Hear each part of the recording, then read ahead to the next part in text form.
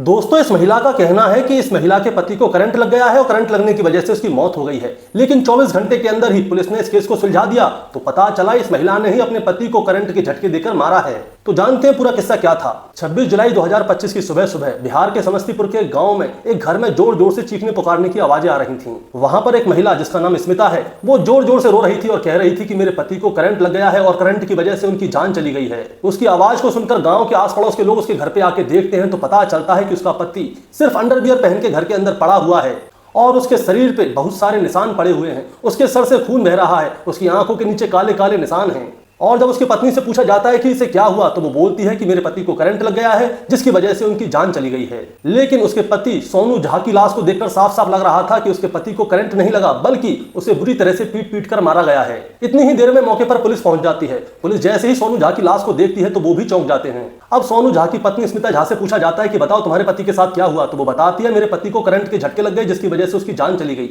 लेकिन उसके पति की लाश को देखकर साफ पता चल रहा था कि उसके पति को किसी ने बुरी तरह से पीटा है और मारा है। इसीलिए पुलिस स्मिता झा के साथ थोड़ी सख्ती बरतती है और तब जाके स्मिता झा पूरी कहानी सुनाती है।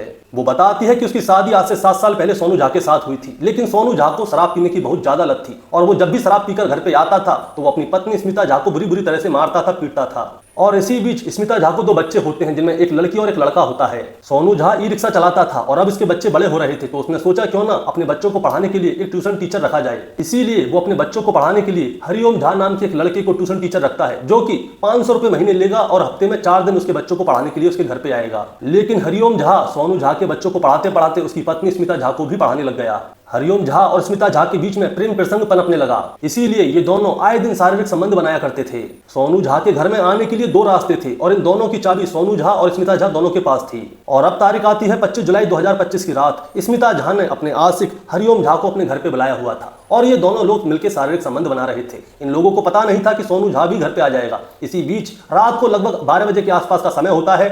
सोनू झा के पास अपने घर की एक और डुप्लीकेट चाबी होती है। वो उससे अपने घर का दरवाजा खोलता है और घर के अंदर जैसे ही घुस के देखता है तो उसे पता चलता है कि उसकी पत्नी ट्यूशन टीचर हरिओम झा के साथ शारीरिक संबंध बना रही है। सोनू झा शराब के नशे में टुल्ल था, लेकिन ये सीन देखकर उसे बहुत ज्यादा गुस्सा आ जाती है। इसीलिए वो हरिओम झा से लड़ने के लिए पहुंच जाता है, लेकिन शराब के नशे में टुल्ल होने की वजह से वो हरिओम झा को मार नहीं पाता। इससे पहले ही हरिओम झा उसके सर पे एक केतली मार देता है। सोनू झा जमीन पे गिर जाता है। इसके बाद हरिओम झा उसके ऊपर लाठी डंडों से वार करना शुरू करता है और उसके गले को तार से घोट देता है जिसकी वजह से सोनू झा की मौत हो जाती है। लेकिन ये कंफर्म करने के लिए कि सोनू झा मरा है या नहीं, ये दोनों क्या करते हैं, ये सोनू झा की लाश को करंट लगा देते हैं ताकि सोनू झा मर जाए।